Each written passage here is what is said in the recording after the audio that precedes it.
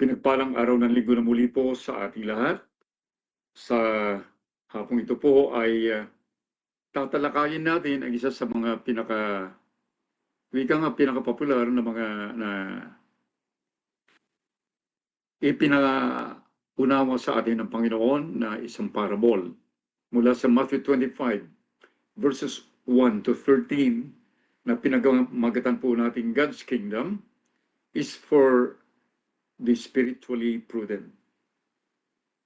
Samahan po ninyo ako, basahin po natin dahil maiksi lamang po naman ito. Then the kingdom of heaven will be comparable to 10 virgins who took their lamps and went out to meet the bridegroom. 5 of them were foolish and 5 were prudent. For when the foolish took their lamps, they took no oil with them, but the prudent took oil in flask along with their lamps. Now, while the bridegroom was delaying, they all got drowsy and began to sleep. But at the midnight, there was a shout, "Behold, the bridegroom, come out to meet him." Then all the virgins rose and trimmed their lamps. The foolish said to the prudent, "Give us some of your oil, for our lamps are going out." But the prudent answered, "No, there will not be enough for us and you too. Go instead to the dealers and buy some for yourselves." And while they were going away to make the purchase, the bridegroom came, and those who were ready went in with him to the wedding feast, and the door was shut. Later the other virgins came, saying, "Lord, Lord, open up for us." But he answered, "Truly I say to you, I do not know you. Be on the alert then, for you do not know the day nor the hour." Samahan po ninyo ako sa maikling panalangin. Aming Ama sa langit, luwalhati ang ngalan mo, Panginoon, sa isang panibagong araw, Diyos, na ipinagkaloob mo sa amin. Hindi lamang po pribilehyo, Panginoon, na ikaw ay aming sambahin, pag-ukulan ng pinamataas na papurit, pagsamba, parangalan ng inyong banal na pangalan, kundi upang patuloy po na kami ay mabigyan ng kaunawaan sa bawat mensahe na nagmumula sa inyong banal na salita. At maging gabay ito, Panginoon, sa aming lakbaying spiritual. Ama, hinihingi po namin, Panginoon, na lukuban mo po ang bawat kinaroroonan ng inyong mga anak sa iba't ibang lugar na kanilang kinalagyan ngayon. Maghari po kayo sa kanilang kalagitnaan. Kaugnayin po ninyo ang bawat isa sa kanilang mga puso sa pamagitan ng inyong banal na salita. At ipahintulot po ninyo, Panginoon, na maunawaan po nila ang mensaheng ninanais mo ayon sa kanilang pangangailangan. Ipahintulot po ninyo ang kaganapan, Panginoon, ng pinakamabuti mong palatuntunan sa kanilang mga buhay higit sa lahat. Mula po sa mensaheng na nais mo po na aming ilahad ngayon. Salamat po, Panginoon. Samahan po ninyo kami sa nalalabing sandali. Turuan niyo kami na habang nakikinig, patuloy po, Diyos, na sumasamba sa inyong banal na pangalan. Salamat po sa inyo lamang lahat ng papurit pagsamba. Sa pangalan ni Jesus na aming Panginoon at tagapagligtas. Amen. Amen. Ang ating pong binasa dito po sa Matthew 25 verses 1 to 13 ay gaya po natin sinabi, ito po ay isang kwento na talinghaga mula sa Panginoong Hesus nang sinabi niya ay ang kahalintulad ng kaharian ng Diyos.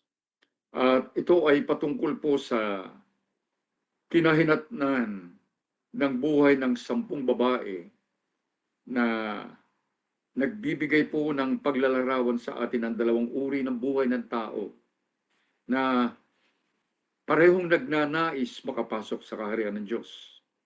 Ang 5 sa kanila ay, sabi po ng parable, ay mga hangal, foolish. At ang 5 naman ay matatalino. Yung English po na ginamit ay prudent. Dahil po ang mahal na ang banal espiritu ay nananahan sa kanila at nagbibigay ng biyaya at kakayahan upang sila magkaroon ng espiritual na pagkahanda. At ganun din ang wisdom o karunungan at kaunawaan na manatiling matatag na nakatindig sa pananampalataya hanggang sa huling sandali.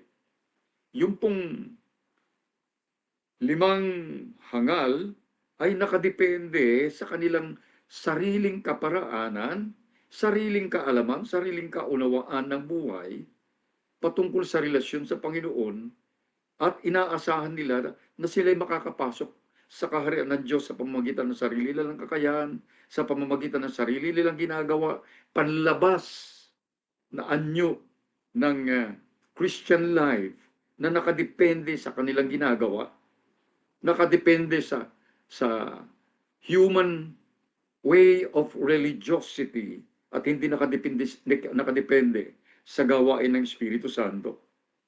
Kaya po yung talinghagang ito, sa original po na konteksto nito, gayunpaman, ay marahil kailangan maunawaan muna natin, baka isipin po natin na tayo lumilihis.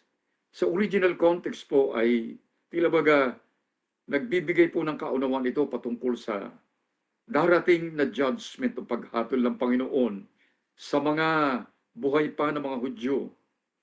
Agad-agad sa muling pagbabalik ng Panginoon sa kanyang kalwalatian. At ito makikita po natin, ang reference po dito ay ang konteksto ng kapaliwanagan ng Panginoon sa Matthew 24 patungkol sa kanyang muling pagbabalik. Kaya po yung nakalagay po dito yung marriage custom ng mga Jews. Kung paano po yung kasal ng mga Hudyo, yung kanilang tradisyon noon, ito po yung ginamit na illustration o paghalimbawa patungkol sa dakilang araw ng pagbabalik ng Panginoon. At sa kaunawaang ito, ang Panginoong Hesus ang siyang hari na magbabalik mula sa langit upang kaunin ang kanyang nobya, the bride of Jesus Christ, the church, upang sa ganun ay pumasok sa millennium o sa panimula ng 1,000 taon ng puno ng kagalakan at kasiyahan. Samantalang ang mga Hudyo, sa panahon ng tribulation o yung 7 taong pagdurusa dito sa mundo, ay marami rin sa kanila ang maaanyayahan na mga magiging panauhin. Sila ay bibigyan ng pribilehyo na makibahagi sa napakadakilang pagsasaya. Ngunit kailangan po natin na ilagay ang application nito sa pangkasalukuyang konteksto ng Kristyanismo upang magkaroon po tayo ng tamang paggamit nito sa ating buhay. Dahil po, sa totoo lang ay hindi naman wala pong specific na interpretation na binigay ang Bible patungkol po sa parable na ito. Kung kaya't ang mga nagbabasa at nag-aaral ng salita ng Diyos ay nagkaroon ng iba't ibang interpretation o iba't ibang pakahulugan na maaangkop sa mensahe ng Panginoon na nais niyang ipahayag sa mga tao sa ating kapanahunan. At dahil dito, nararapat lamang na tayo po ay kunin natin ito, gamitin natin na magiging angkop sa ating kapanahunan at sa nais ipahayag ng Panginoon sa atin. Kung kaya't kukunin natin ang kaunawaan sa 10 babaeng ito na naglalarawan ng mga tao sa ating pangkasalukuyang panahon na ipinapakilala nila o pinapahayag nila ang kanilang mga sarili na sila'y Kristiyano o mananampalataya kay Kristo Jesus. Ito po yung, anyway, medyo mahaba-haba po yung ating introduction, pero mas maganda po na magkaroon tayo ng mas malawak na kaunawaan. Kaya po, point number 2 is the background of the story na sa verses 1 and 2. So basahin po natin muli. Sabi ng verses 1 and 2, "Then the kingdom of heaven will be comparable to 10 virgins who took the lamps and went out to meet the bridegroom. 5 of them were foolish, and 5 were prudent. 10 birheng babae na inihalintulad sa mga tao na nagsasabing sila'y naniniwala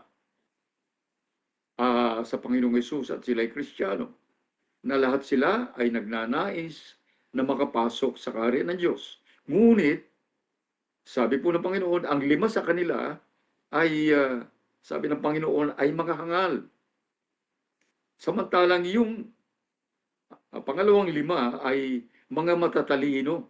Nang ibig po sabihin yung ginamit sa salitang prudent ay wise, watchful, sincere, faithful. Matalino, alam ang kanilang tamang ginagawa sa tamang kaparaanan na nasa ayos-ayon sa kalooban ng Diyos. At sila'y tapat na mga mananampalataya. At ang sabi ng Panginoon, yung 5 mga hangal ay hindi nagdala ng langis para sa kanilang ilawan o lampara. Sa Tagalog po, lampara po noong yung nilalagyan po ng gas na maliit na ganyan o langis. Na sa iba't ibang Tagalog na lingwahe po ay may iba't ibang kahulugan. Ilawan, lampara, kingke, iba-iba po. Pero yun po ay yung nilalagyan ng gas o di kaya ay langis. Yung 5 hangal, hindi po nagdala ng langis. Ngunit ang 5 na matalino ay kasama ng kanilang lampara ay nagdala sila ng langis sa isang sisidlan. Ito po yung background story. So, pangatlo po na makikita natin is the significance of the lamp and the oil and the interpretation na verses 3 and 4. Na bagamat hindi po masyadong malawak ito, bibigyan po natin ng higit na mas malawak na kaunawaan. For when the foolish took their lamps, they took no oil with them, but the prudent took oil in flask along with their lamps. Okay, una po, makikita po natin, ang pinag-uusapan dito ay yung langis at saka yung lampara. Dito, unang-una, yung letter A, the lamp may represent the light of having life in Christ Jesus. Since Jesus is the light of the world. Si Jesus po, ito po ay binabase po natin sa paggamit po ng liwanag o ilaw. Ano po, na binabanggit po ay ang Panginoong Hesus po, ang liwanag o ilaw ng sanlibutan na binanggit sa John chapter 8, verse 12. Then Jesus again spoke to them, saying, I am the light of the world. He who follows me will not walk in darkness, but will have the light of life. Kaya po, sinabi ni Jesus, siya nga yung ilaw, at sinabi rin niya na yung mga nananampalataya at sumusunod sa Kanya ay sila rin ay ilaw o liwanag ng sanlibutan. Binanggit po yun sa Matthew chapter 5, verses 14 to 16. You are the light of the world. A city set on a hill cannot be hidden, nor does anyone light a lamp and put it under a basket, but on the lampstand, and it gives light to all who are in the house. Let your light shine before men in such a way that they may see your good works and glorify your Father who is in heaven. Malawak po ang gustong ipaunawa sa atin dito. At mula sa katotohanan ito, yung mga nagsasabing sila ay totoong Kristiyano ay inaasahan po na ang kanilang buhay ipinamumuhay po. Sa kanilang buhay ay dala-dala po nila ang liwanag ng buhay kay Kristo. Liwanag ng matuwid na pamumuhay kay Kristo. Na ito ay nakikita ng kapaligiran o naliliwanag ng kapaligiran. At sa kanilang pamumuhay ay nakikita ang liwanag na ito habang hinihintay ang muling pagdating ng Panginoon. Kaya yung daladalang liwanag na ito ng mga totoong mananampalataya ay nagbibigay din ng liwanag sa kanilang kapaligiran at sila ay nakikilala na identify sila na mga totoong may relasyon kay Kristo Jesus. dahil ang kanilang buhay ay salungat sa kalakaran at sa kaparaanan ng sanlibutan at nakikita sa kanila ang uri ng buhay na nagbibigay ng kalwalatian sa Diyos, kung kaya't naaakit ang mga tao na naghahanap ng Diyos.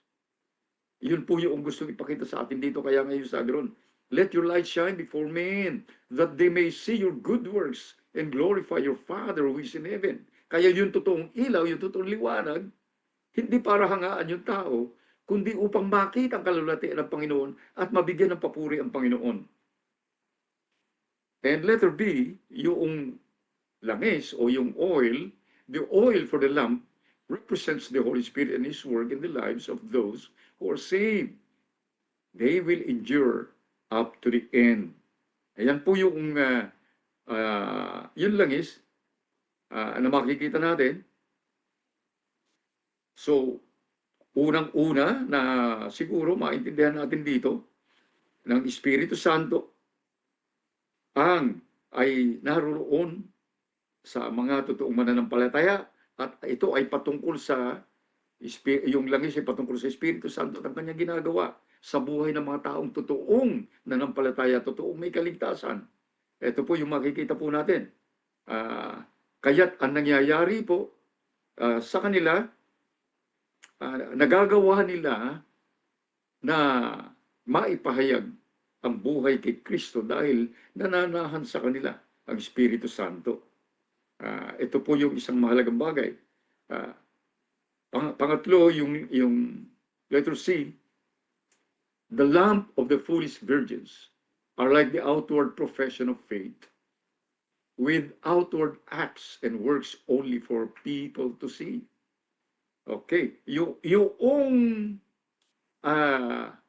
ilawan ng o yung lampara na dala-dala ng mga hangal na mga babae ay kahalintulad ng pagpapakita ng panlabas na pananampalataya. Outward acts, yung panlabas lamang na ginagawa upang makita ng mga tao. Kaya nakikita parang sila totoong Kristiyano, ngunit wala yung panloob na kaunawaan at wala rin yung panloob na katunayan na sila ay may kaligtasan sapagkat hindi nananaan sa kanilang buhay ang Espiritu Santo. Kaya yung kanilang ilawan o yung kanilang lampara ay madilim at maglalaho, panandalian, hindi nagbibigay ng liwanag. Kaya yung kanilang pagpapahayag ng pananampalataya ay isa lamang paimbabaw o kaipokritohan, hypocrisy, kung kaya't hindi ito magtatagal, malalantad ang katotohanan. Kaya marami pong ganito. Pagdating po ng mga pagsubok, pagdating ng mga pagdurusa, pagdating ng mga tukso at iba pang mga uring pagsubok patungkol sa pananampalataya, ay hindi po ito magtatagal. Kaya po ito ay hindi makatotohanan. At kaya yung ginagawa nila, panlabas lamang, at ito ay nakikita sa pamamagitan po ng mga practice, ng mga religious practice, ng mga man-made religion.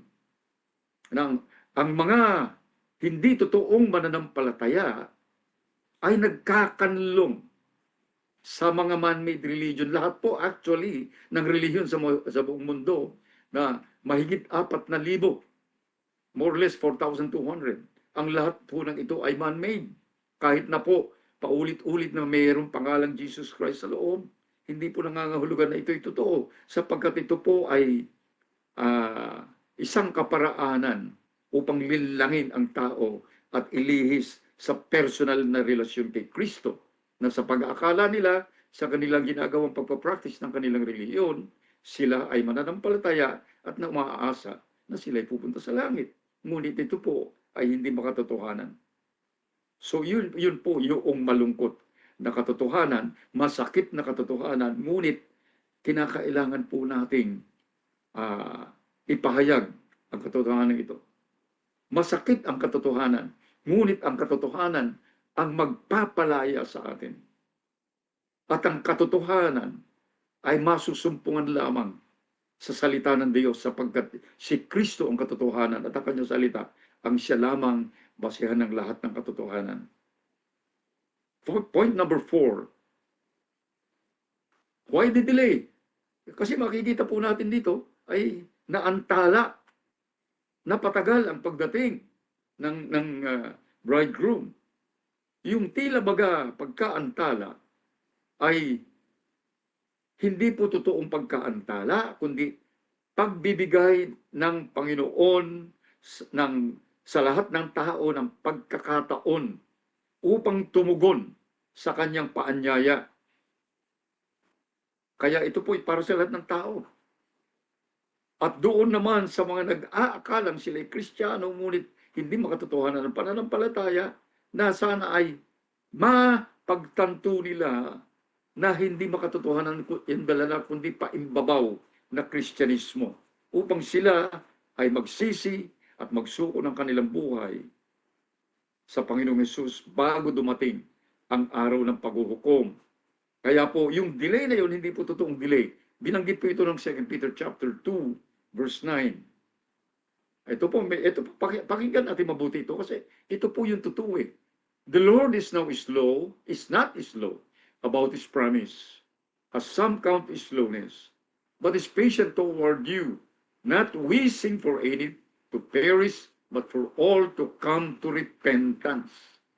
Hindi totoo na mabagal ang Panginoon, kundi nagtityaga siya, hinihintay niya ang lahat. Hindi niya ninanais ng sino man ay magdusa sa walang hanggang dagat-dagatang apoy, kundi ang nais po niya ang lahat ng tao ay lumapit, ay magbukas ang kanilang puso sa Kanya at magsisi ng kasalanan. Alam po niyo, ito yung problema sa maraming tao na nanlalait o nangiinsulto sa salita ng Diyos. Marami pong tao at marami na po akong na-encounter ng mga tao na kanila pong kumbaga ay iniinsulto po. Masakit na pananalita ginagamit nila patungkol sa warning ng Bible, patungkol sa muling pagbabalik ng Panginoong Hesus. Dahil lamang sa ang Bible po ay nagbigay ng warning napakatagal ng panahon. Ang warning na ito, binabanggit ito ng Biblia maging sa panahon ni Pablo. At ang mga totoong mananampalataya mula sa unang panahon hanggang sa ating kapanahunan ay buong katapatan na patuloy na ipinapahayag ang katotohanan ito ng muling pagbabalik ng Panginoon. Ngunit ang mga ayaw maniwala, ipinagsasawalang bahala ang katotohanan ito at nagpapatuloy lamang sa kanilang practice of religion.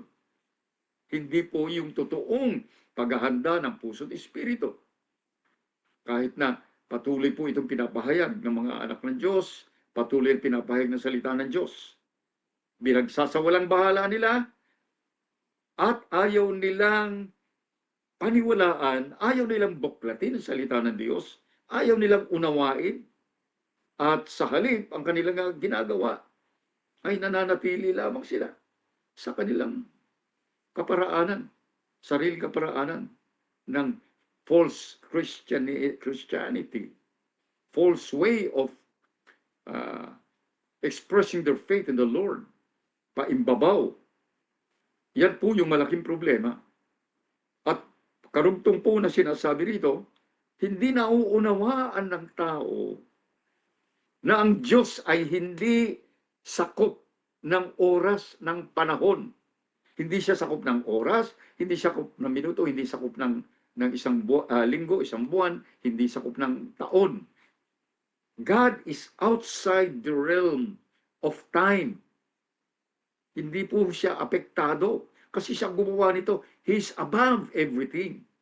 Balikan po natin ang 2 Peter chapter 3. Simulan natin sa verse 8 hanggang 12. Pansinin po natin mabuti ito. But do not let this one fact escape your notice, beloved, that when the Lord That with the Lord, one day is like 1,000 years, and 1,000 years like one day. The Lord is not slow about his promise, as some count his slowness, but is patient toward you, not wishing any to perish, but for all to come to repentance. But the day of the Lord will come like a thief, in which the heavens will pass away with a roar, and the elements will be destroyed with intense heat, and the earth and its work will be burned up. Since all these things are to be destroyed in this way, what sort of people ought you to be in holy conduct and godliness, looking for and hastening the coming of the day of God, because of which the heavens will be destroyed by burning, and the elements will melt with intense heat.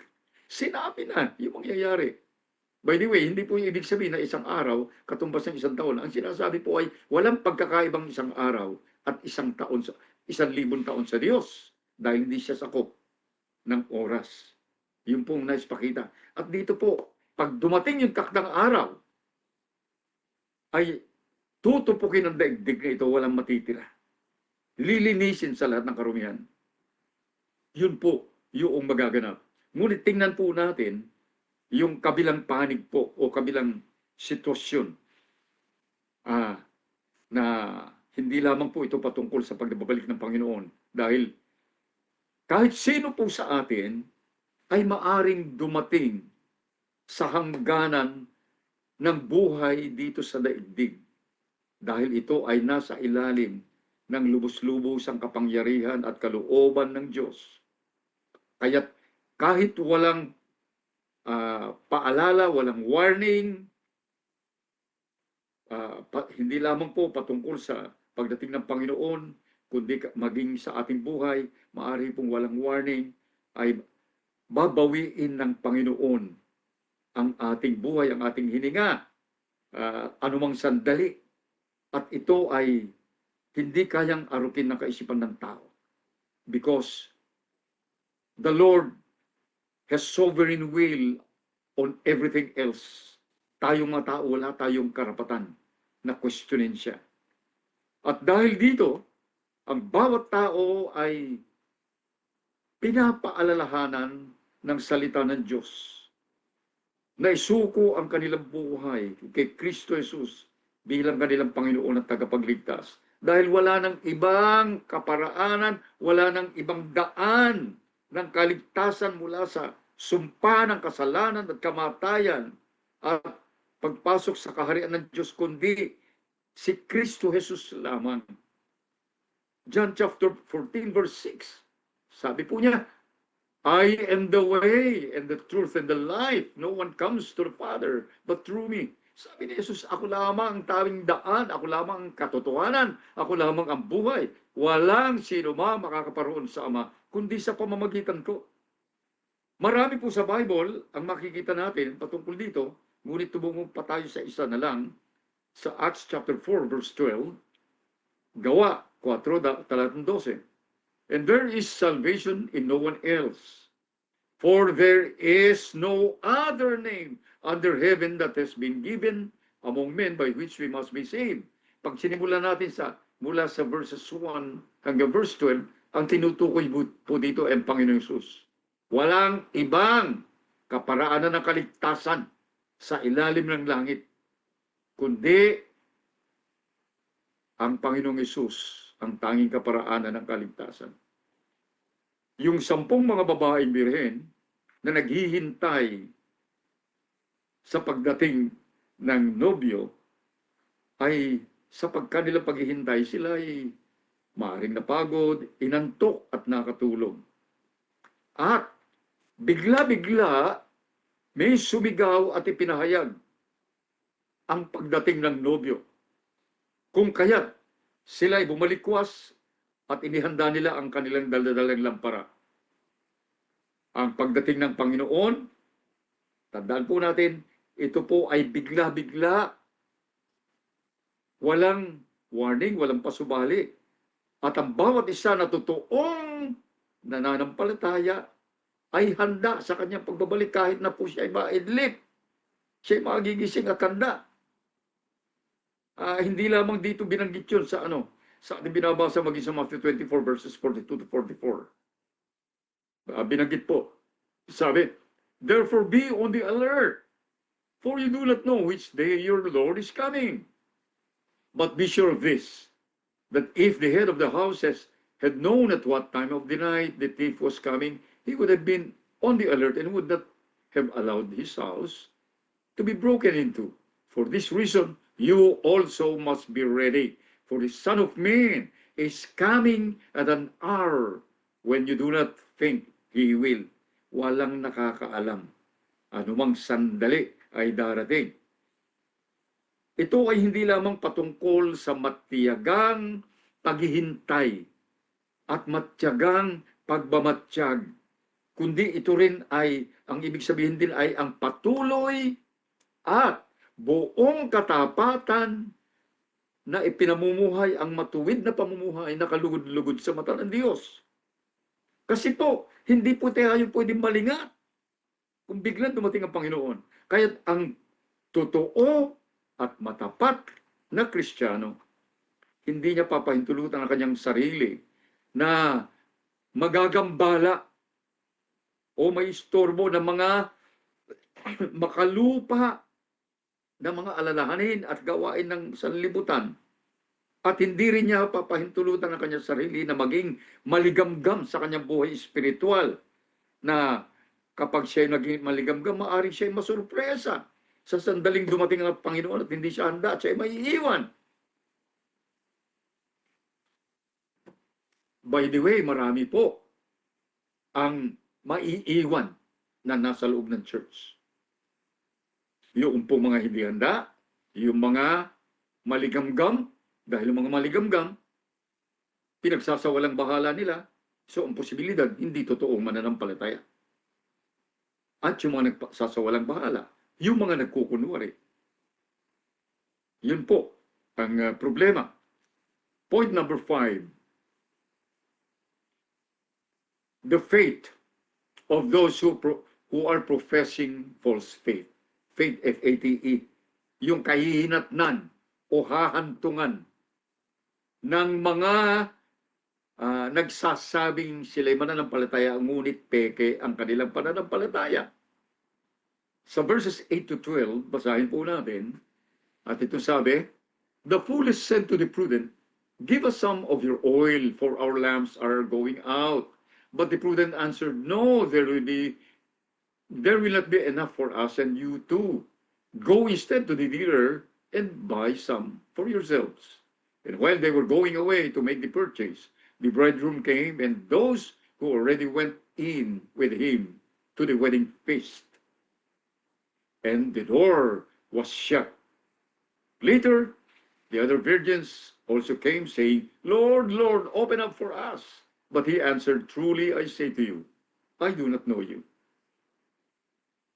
Ito po, yung malungkot na kahinatnan ng mga nagsasabing sila'y mananampalataya, ngunit hindi makatotohanan. Sa sandali na ang Panginoon ay magbalik o sa ibang kaparaanan na katiyakan, yung hindi natin inaasahan na kamatayan.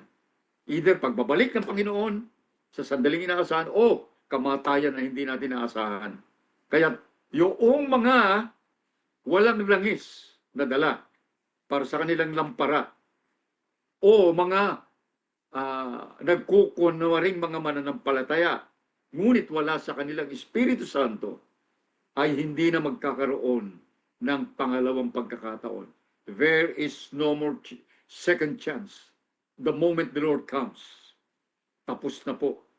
Kaya po, yung 5 hangal na humihingi ng langis doon sa 5 matatalino ay hindi po pwede. Dahil ang biyaya ng kaligtasan ay ibinibigay lamang individually sa bawat tao dahil sa biyaya ng Diyos. At hindi po ito maaaring ibahagi ng tao sa kanyang kapwa-tao. Yung grace na yun, individual ito, exclusive. Kaya po yung hindi makatotohanan ng kapahayagan ng mananampalataya sa pamamagitan ng ginagawang mabubuting gawa. One way of parang pinapakita nila sila'y ligtas kasi gumagawa ng mabuti. O di kaya naman ay faithful sa kanilang mga religious rituals at religious activities. Religyoso. Ngunit lagi po natin sinasabi, ang mga hindi totoong ligtas o hindi totoong Kristiyano ay nagkakanlong sa silong ng mga man-made religions. Kaya yung mga ganito, walang totoong pagsuko ng kanilang buhay kay Kristo Jesus. Kung kaya't sa kalaunan, mahahayag, sa malaot madali mahahayag ang katotohanan ito. Maaring higit na mas maaga kaysa sa pagdating ng Panginoon. Dahil hindi naman nila wala naman sila natanggap na biyaya ng kaligtasan at ang Espiritu Santo ay hindi nananahan sa kanila. Yun po yung malaking problema. Kaya po yung sinasabi natin, please listen to this. Maaring ang mga tao ay regular, faithful na dumadalo sa mga pagtitipong pananambahan. Maaring regular sa mga Bible studies. Maaring active sa mga Christian activities. O di kaya naman maaring naglilingkod pa sa iba't ibang kaparaanan. Ngunit ang katotohanan ay mahahayag pagdating ng mga pagsubok, pagdating ng mga persecution o pag-uusig, o di kaya pagdating ng mga pagdurusa dahil sa kanilang paninindigan sa pananampalataya kay Kristo Jesus. Sila ay matutumba. Sila ay babagsak. Dahil, kumbaga sa sinabi ng Bible, sila ay nakatayo sa buhangin na palubog ng palubog, hindi sa matibay na bato. Ibig sabihin, hindi kay Kristo Jesus ang kanilang pundasyon, kundi ang kanilang pundasyon ay gawain ng tao. At higit pa ron, pagdating ng Panginoon, sila ay tatanggihan dahil wala silang personal na relasyon at walang love relationship kay Kristo Jesus. Lumayas kayo sa aking harapan, hindi ko kayo kilala. Ibig sabihin, there is no personal relationship. Ibig sabihin, there's no love relationship. Ibig sabihin, from the very beginning, they do not belong to the kingdom of God. Kaya po, ang kaligtasan ay hindi lamang yung pagpapahayag ng pananampalataya, kundi ito ay patungkol sa pagkakaroon ng bagong puso at espiritu na kaloob ng Espiritu Santo. Yung mga peke na Kristiyano, wala silang langis upang may liwanag na makikita sa kanilang lampara o sa kanilang buhay. Wala silang Espiritu Santo na magpapahayag ng katotohanan na sila'y mananampalataya. Kaya sila'y kahalintulad ng 5 hangal na mga babae na pinagsasawalang bahala nila ang kanilang spiritual condition. Yun po yung malungkot. And this is true to some who are inside the Christian church. I believe that all Christian churches have this kind of people inside dahil ito'y sinabi na ng Panginoon. Babanggitin na po natin yan. Ngayon, pansamantala, yung mga nagpapahayag lamang na sila ay ligtas, ngunit wala sa kanilang Espiritu Santo na nananahan, sila ay hindi kailanman mapapasama sa walang hanggang pagsasaya sa kaharian ng Diyos.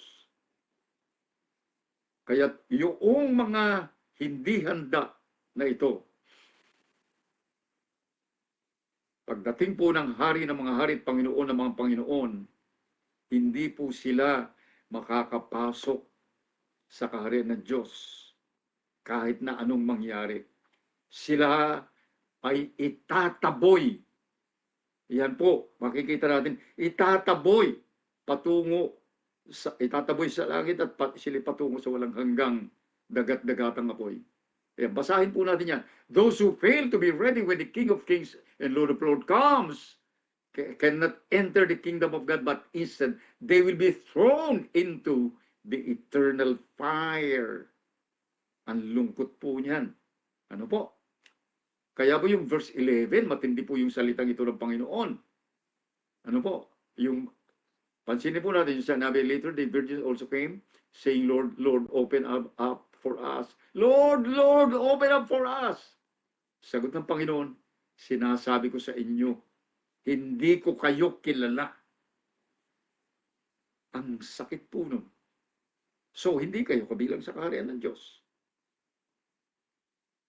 Yung verse, ayan, sinabi ng verse 12. At ang Panginoong Yesus na mismo po nagbigay ng halimbawa, yung binabanggit ko kanina. Ano po? Na naniniwala ako lahat ng mga Christian churches ay may mga ganitong tao sa loob. Matthew chapter 13, verses 24 to 30. Dito po, pinapakita ng Panginoon yung katotohanan ito. Jesus presented another parable to them saying, the kingdom of heaven may be compared to a man who sowed good seeds in his field, but while his men were sleeping, his enemy came and sowed tares among the wheat and went away. But when the wheat sprouted and bore grains, then the tares became evident also. The slaves of the landowner came and said to him, Sir, did you not sow good seed in your field? How then does it have tares? And he said to them, an enemy has done this. The slaves said to him, do you want us then to go and gather them up?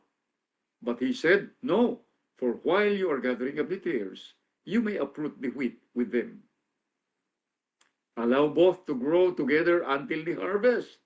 And in the time of the harvest, I will say to the reapers, first gather up the tares and bind them in bundles to burn them up, but gather the wheat into my barns. Ito po yung napakagandang paliwanag ng katotohanan na sa loob ng Christian Church ay may mga hindi makatotohanang Kristiyano. Yung wheat dito o trigo ay nagre-represent po ng totoong Kristiyano. At yung tares o damo na kahalintulad ng trigo, by the way, sa Israel po ay meron talagang pangalang tares na uri ng damo na kahalintulad ng trigo na hindi mo makikilala ang pagkakaiba hanggang sa sila ay mamunga. So ito po yung sinasabi. At sabi ng Panginoon, hayaan mo sila dyan. Pagdating ng araw ng paghukom, una, titipunin ang mga peke at itatapon sa apoy. At yung mga totoo, sila ay dadalhin sa aking kaharian. Ito po, na nakagigimbal, ngunit dapat magbukas sa ating puso at isipan sa katotohanan upang tayo po ay magpakumbaba na dumulog sa Diyos. Maunawaan po natin kung ano tayo sa kanyang harapan. Ito po yung katotohanan. Itong tunay na larawan ng pangkasalukuyang Christian Church. Kinabibilangan ng mga makatotohanang mananampalataya at tagasunod ni Kristo Jesus at iba pa na mukhang Kristiyano, kumikilos na parang Kristiyano, nananalangin na parang Kristiyano, nakikibahagi sa mga Christian gatherings at activities na parang totoong Kristiyano. Ngunit pagdating ng pagwawakas ng panahon, mahahayag ang katotohanan. O yung iba pa naman, hindi na kailangan dumating pa ang panahong yun. Sa kasalukuyan, nahahayag na kung minsan ang katotohanan. Point number 6. The warning and reminder of the Lord. Verse 13. Be on the alert then, for you do not know the day nor the hour. Kanina binasa natin, nandun din sa Matthew 24 verse 42. Pareho. So, ano po yung punto rito? Patuloy tayo na dapat mapaalalahanan, mawarningan, patuloy na alalahanin, isipin ang warning, ang paalala. Kaya ulitin po natin, 2 Peter chapter 3. Ngayon po, verses 10 to 14. Ulit natin para po maging maganda po. But the day of the Lord will come like a thief. in which the heavens will pass away with a roar, and the elements will be destroyed with intense heat, and the earth and its work will be burned up. Since all these things are to be destroyed in this way, what sort of people ought you to be in holy conduct and godliness, looking for and hastening the coming of the day of God, because of which the heavens will be destroyed by burning, and the elements will melt with intense heat. But according to his promise, we are looking for a new heavens and a new earth in which righteousness dwells. Alam po niyo, napaka-ganda po ng anong ito na sinasabi. Mangyayari po talaga, natutupukin lahat, walang matitira sa daigdig na ito. Malilinisin sa lahat ng karumihan. Samantalang ang mga totoong sa anak ng Diyos, nakatanaw po dun sa walang kahulilip na kaluwalhatian sa kaharian ng Diyos. Doon po tayo mananahan. Let's go to the conclusion, point number 7. There is no more time to play around with our relationship with the Lord and continually living according to the ways of this world. Conclusion po natin, paalala po. Ano po? Wala na pong panahon na gawin nating laruan pag makikipaglaro tayo sa relasyon natin sa Panginoon kung totoong may relasyon tayo. Wala na pong panahon na tayo po ay makipagharutan sa mundo o di kaya ay makigaya sa pamumuhay ng mga tao ng sanlibutan o di kaya ay mahumaling sa mga bagay na kinalulugdan ng tao sa sanlibutan ito. Dahil po, halos lahat na ng mga palatandaan ay napahayag po sa Bible ay nang muling pagdating ng Panginoon ay nakikita na po nangyayari sa ating harapan araw-araw sa ating kapaligiran sa lahat ng panig ng daigdig. At dito, ang mga totoong mananampalataya, siseryosohin nila ang kanilang pamumuhay Kristiyano. Ngunit yung mga hindi makatotohanan ang pananampalataya, magpapatuloy lamang po sa kanilang ginagawa at isasawalang bahala ang katotohanan ito. Kaya po ngayon, kung nauunawaan po natin ang mensaheng ito at hindi po ninyo alam ang inyong kalalagayang espiritual, wala pong tanging gagawin kundi magpakumbaba tayo sa harap ng Diyos. At hayaan nating ihayag niya sa atin kung ano ang totoong nilalaman ng ating mga puso. At pagkatapos ay buong pagpapakumbaba na magsisi sa kasalanan at isuko ang ating buhay sa walang hanggang kapangyarihan ng Panginoong Hesus bago maging huli ang lahat. Dahil sa kanyang pagdating, o di kaya mas maaga, kung kakaunin niya ang iyong buhay sa anumang sandali, there is no more chance. At ang araw nito, araw ng kapahayagan ng katotohanan at araw ng kaligtasan sa lahat ng nakarinig ng mensahe ng salita ng Diyos. Sa kabilang dako, kung kayo po ay naniniwala na kayo ay totoong Kristiyano, panatilihin ng inyong ilawan, ang inyong liwanag, ay patuloy na nagliliwanag, nagluluningning, at maging matapat hanggang sa huling sandali, kahit sa kabila ng lahat ng mga sigalot na maaring mangyari sa ating buhay. At yung mga totoong may kaligtasan, manatiling matatag hanggang sa huli, kahit ano pa ang mangyari. At sila'y papasok sa walang hanggang kalwalhatian sa kaharian ng Diyos. Tayo pong lahat ay dumulog sa panalangin. Aming Ama na makapangyarihan sa lahat, luwalhatiin ang ngalan mo, Panginoon. Panginoon, hindi po kayang arukin ng aming mga puso at kaisipan ang lahat ng katotohanan patungkol sa kapahayagan ng iyong salita. Kami po ay sumasandal sa iyong biyaya at kahabagan. Nabibigyan po ninyo ang bawat isa sa amin ng kakayahan.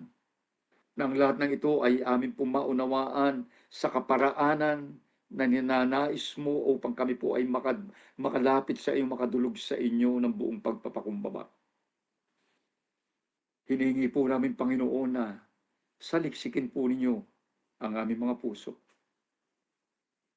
at ihayag po niyo sa amin